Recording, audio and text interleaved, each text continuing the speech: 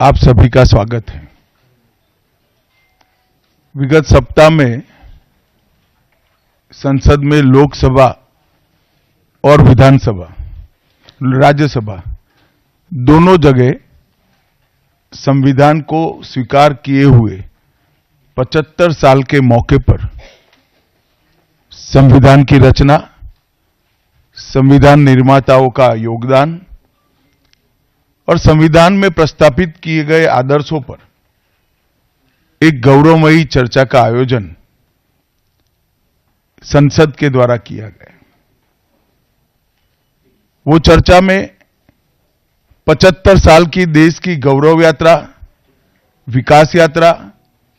और उपलब्धियों की भी चर्चा होनी थी। ये तो स्वाभाविक है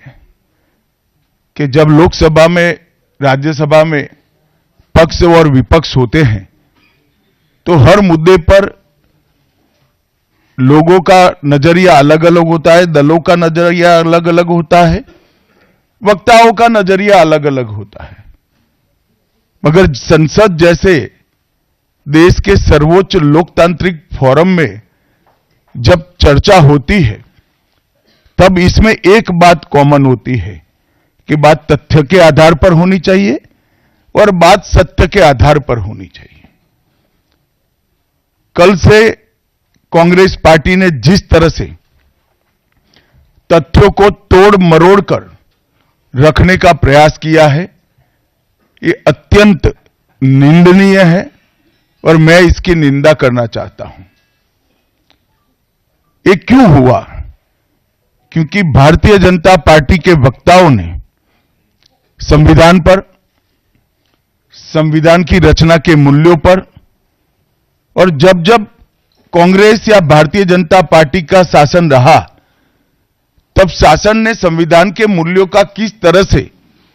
मूल्यांकन किया, संरक्षण किया और संवर्धन किया, इस पर फैक्ट के साथ भारतीय जनता पार्टी के वक्ताओं ने अनेक उदाहरणों के साथ जनता के सामने विषय रखे और उसमें वो तय हो गया कि कांग्रेस पार्टी आंबेडकर जी विरोधी पार्टी है, कांग्रेस पार्टी आरक्षण विरोधी पार्टी है, कांग्रेस पार्टी संविधान विरोधी पार्टी है, कांग्रेस पार्टी ने सावरकर जी का भी अपमान किया, कांग्रेस पार्टी ने आपातकाल डालकर संविधान के सारे मूल्यों की धज्जियां उड़ा दी, नारी सम्मान को भी सालों तक दरकिनार किया, न्यायपालिका का हमेशा अपमान किया,